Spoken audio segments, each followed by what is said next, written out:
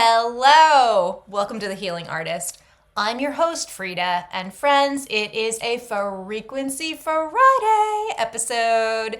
Yay! Let's channel with our friend, Elisabeth. I am a semi-trance voice channel, and on Fridays, we ask Elisabeth a question and see what comes through. Now, friends, I have been so busy. It is the day before I intend to release this, and I recorded the episode and the sound didn't take. So I have a little bit of time here before I have to go off to my chalice circle, and we're gonna try again. My question for Elisabeth today is, how do we get in touch with our angel team? Each one of us have a guardian angel. And if that's something that doesn't resonate with you, leave it. But each one of us, when we incarnate to Earth, on the other side, we're coming up with our life plan. We want those major things that we're going to hit in our life, the lessons that we want to learn. And our angel is with us, helping us come up with what we're going to bring through and come to Earth with and want to get done.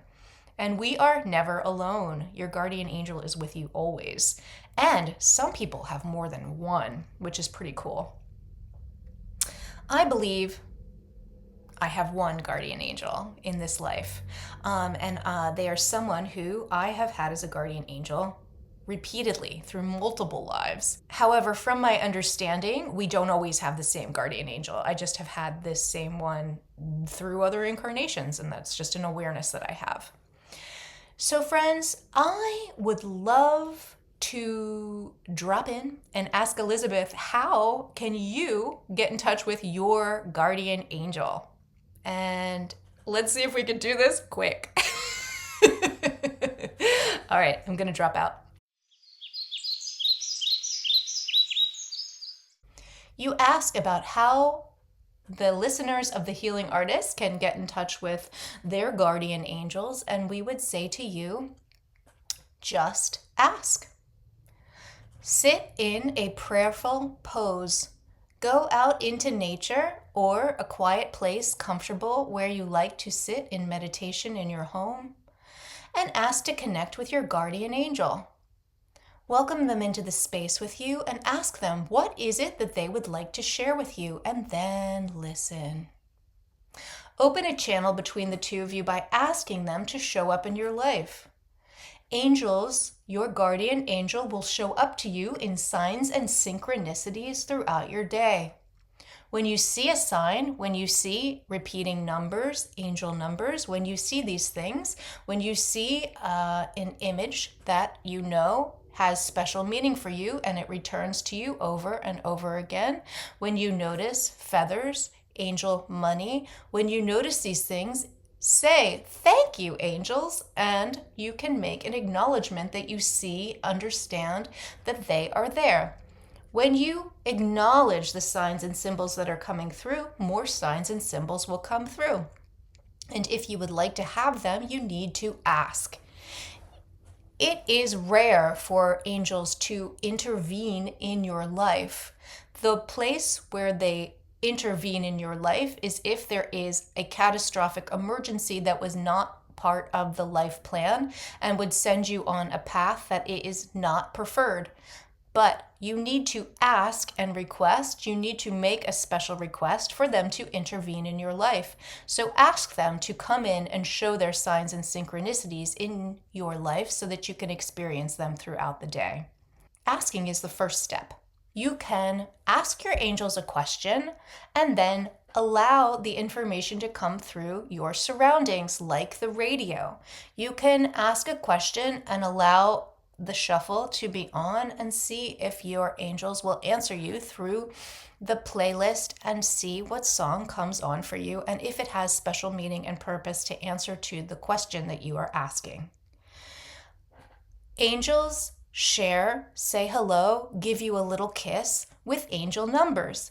Angel numbers are 111, 222, 333, 444, and so on. Each of these numbers has a special meaning. The angels will communicate with the guidance that you pick. Perhaps the numbers already have some sort of special intuitive meaning for you and you just know. Then we would say, go with that. For they mean different things to each and every one of you because each and every one of you are unique. Take them as guidance, a hello and a acknowledgement. You may say in your mind or out loud with your mouth, "Thank you, angels, I have received your message." Every human that incarnates on earth has a guardian angel. Some humans have more than one. This angel is with you 24/7. They know you better than you may know yourself. They know you intimately. They know different aspects of your soul that you have not even met yet, and they will push you, guide you, nudge you towards the things that they want to help you to experience within this life. And these are the things that you set out to desire to experience for yourself. So they are just aiding and assisting, guiding you along the path. They are not picking your path for you. They are helping you along the way. Our biggest thing that we would like to impart is for you to just get in contact saying hello, and then to sense into and feel for yourself when they are around you in a way that you can notice and feel. And we, again, would tell you that all of this requires practice. Get in touch with your angels, make the connection, open up the doorway to the signs and synchronicities, say hello to the numbers when you see them, say hello to your team. Allow these things to come into your life and be part of your day. Allow them to just be part of your daily existence, reminding you that you are never alone and that your angel support and guidance is always with you. And that is what we would like to share with you today. All right, so I have a very wonderful connection to angels in my life. I grew up Christian and it was something that we just talked about. Angels were a natural part of our day. I know my prayer before going to sleep at night was that the angel teams watched over me when I went to sleep. So it was just, this is very natural to use the word angels to describe the energetic frequency that is something bigger than ourselves, that is part of our guidance team, it's just angels. So I've had a number of angel encounters in my life from when I was a young child onward, but one of my favorites that I would love to just share with you today is when I was in college. I went to an art school, and in order to get a bachelor's degree that wasn't just like an art certificate, you also had to take, it matriculated with a state college, and I took classes at the college to make sure that I had like, the maths and sciences and all of that kind of stuff to go get like the well-rounded degree. But also it's an art school, so the science class that I wanted to tend towards was something that just, quite frankly, was silly. It was a lot of field trips, and it was like, I don't know, theoretically an easy grade. This was not a hard science by any means.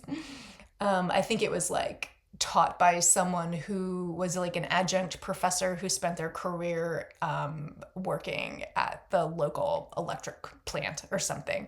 So it was all these different field trips, and one of them was to a water treatment facility. How does it work? Let's tour it. How does our wastewater get recycled back into the regular drinking supply?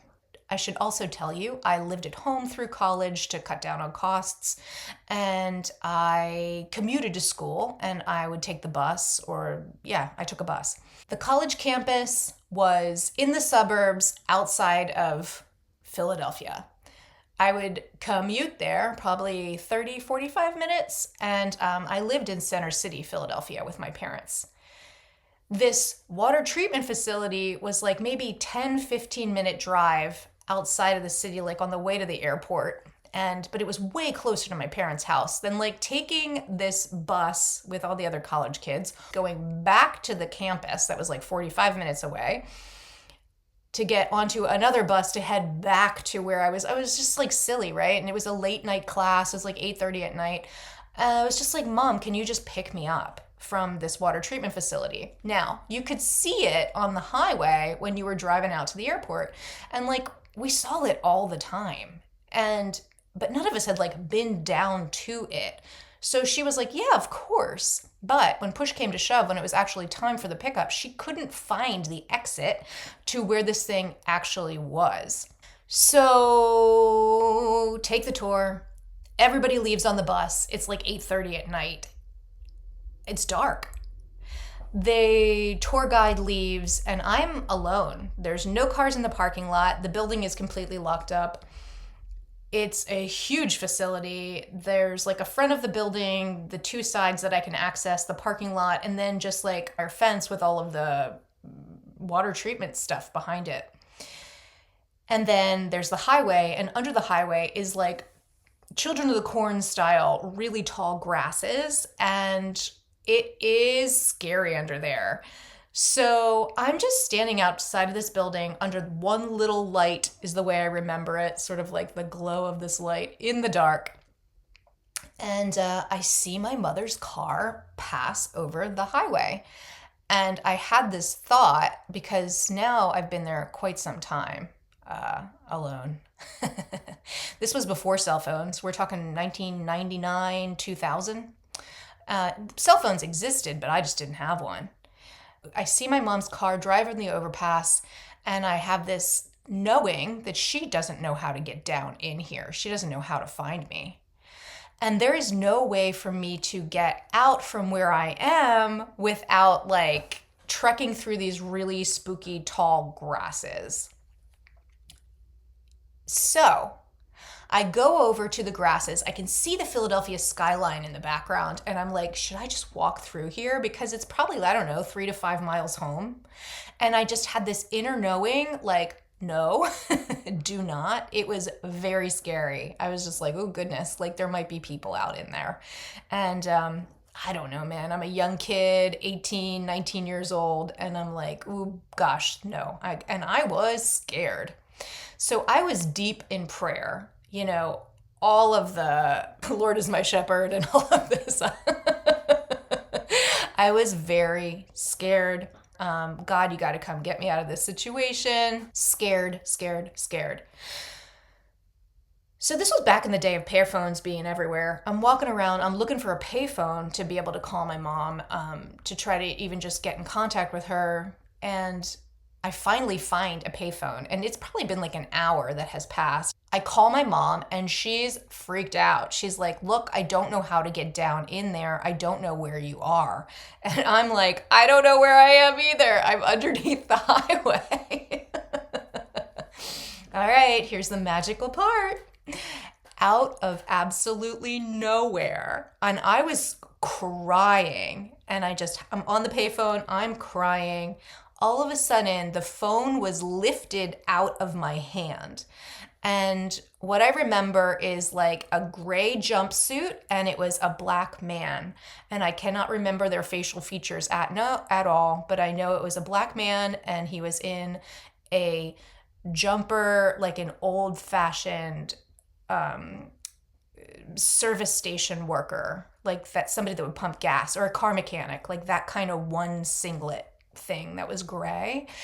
And he took the phone out of my hand and proceeded to tell my mother the exact directions from our home in Center City, Philadelphia, for her to drive to get me. The exact directions. And then he handed the phone back to me. And my mother said to me, I know where you are. I'm coming to get you. And she hung up the phone. And I said, okay. I hung up the phone, and I turned to say thank you to this person, and they were absolutely gone. So this person materialized out of nowhere, told my mother exactly how to come find me. And I had an awareness in my memory. They passed next to me. They gave me the phone back. She said, I know where you are. I hung the phone up, and then they were gone. But oh my God. And they couldn't have gone anywhere. There was nowhere for them to go. So they came out of the blue, materialized in this moment when I was in complete and total despair. I was terrified.